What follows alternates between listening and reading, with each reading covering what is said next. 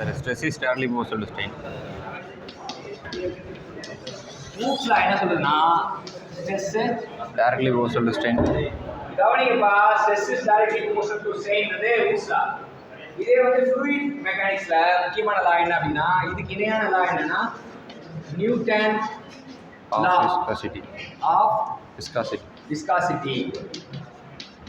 Newton law of viscosity என்ன சொல்லுதுன்னா shear stress is proportional to Change in velocity. shear strain rate. அதாவது இங்க rate of shear strain சொல்லுவாங்க. அங்க இங்க என்னன்னா ஒன்லி ஸ்ட்ரெயின் தான் வரும். இங்க என்னன்னா shear strain rate. அப்ப இங்க டைமை பொறுத்து நமக்கு தேவை அப்படின்னு தெரிஞ்சுக்கலாம். இல்லாட்டி that is also equal to velocity gradient. இதான் Newton law of viscosity. Newton law of விஸ்காசிட்டில நமக்கு என்ன தெரியும்னா shear stress is directly proportional to the rate of shear strain or shear stress is directly proportional to the velocity gradient அப்படின்னு தெரிஞ்சுக்கலாம். So when you want to remove the proportionality, Sir, mu. we have to put the constant. அந்த constant பேர் தான் கான்ஸ்டன்ட்டுக்கு பேர் வைக்கல. First அதுக்கு என்ன பேர் வச்சாங்கன்னா கோஎஃபிஷியன்ட் ஆஃப் ரெசிஸ்டன்ஸ் ஆஃப் ஃப்ளூயிட்னா மியூன்றத coefficient of resistance of fluid. என்னடா இவ்வளோ பெரிய பேரா இருக்கேன்னு சொல்லிட்டு அது எதுக்கு புதுசா பேர் வைப்போம் அப்படின்னு சொல்லிட்டு அதுதான் வந்து டைனமிக் விஸ்காசிட்டி அப்படின்னா. டைனமிக் விஸ்காசிட்டி பார்த்தீங்கன்னா it is ratio of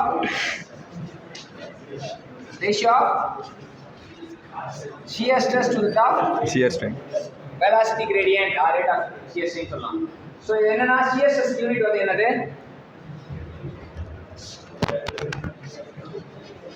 velocity gradient unit என்னது per second. அப்ப listen, pay attention. பக்கத்துல இருந்து பேசிட்டு இருந்தா ஒன்றும் யூஸ் இல்லை. இன்னொரு 1 மணி நேரம் இருக்கு சரியா? 1 மணி நேரத்துக்கு ஏதாச்சும் 2-3 கான்செப்டா தெரிஞ்சுக்கணும். இப்போ நியூட்டன் லா ஆஃப் விஸ்காசிட்டி படி என்ன அப்படின்னா விஸ்காசிட்டியை டிஃபைன் பண்றாங்க. விஸ்காசிட்டியை பிசிக்கலா டிஃபைன் பண்ணணும் அப்படின்னா என்ன சொல்லலாம்? விஸ்காசிட்டியை பிசிக்கலா டிஃபைன் பண்ணணும்னா it is the Shear stress is internal resistance. விஸ்காசிட்டியை பிசிக்கலா டிஃபைன் பண்ணா it is the internal resistance offered by the fluid against the flow. இது physical. So mathematically என்ன இன்ஃபர் பண்றீங்க? It is the ratio of shear stress to shear strain. The rate of shear strain or shear strain rate. இப்போ கிராஃபிக்கலா வரும். கிராஃபிக்கலா எப்படி வருதுன்னு பாத்தீங்கன்னா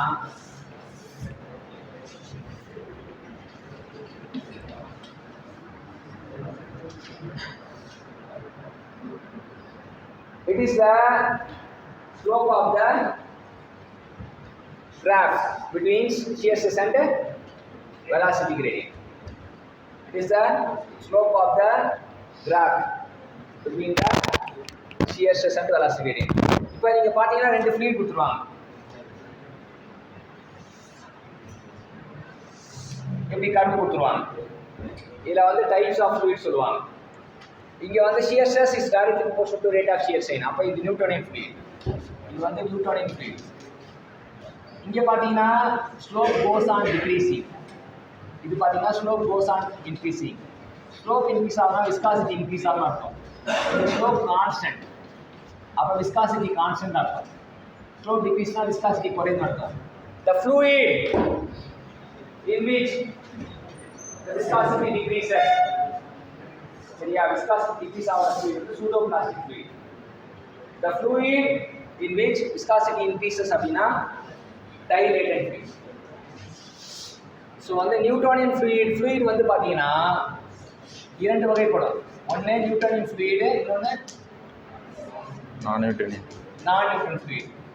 so Newton இதுதான் Newton வச்சுங்க. நியூட்டன் ஒரு லா பண்ணுவீங்க. என்ன லா? It's called as Newton's law of viscosity. Newton law of viscosity. அவர் பார்க்குறாரு shear stress is proportional to the rate of shear strain சொல்லி முடிச்சாரு. அப்புறம் fluid ரெண்டா வரையறுக்கிறாரு. ஒன்று என்னன்னா எந்த fluidலாம் நியூட்டன் லா ஒபே பண்ணுதோ அந்த fluid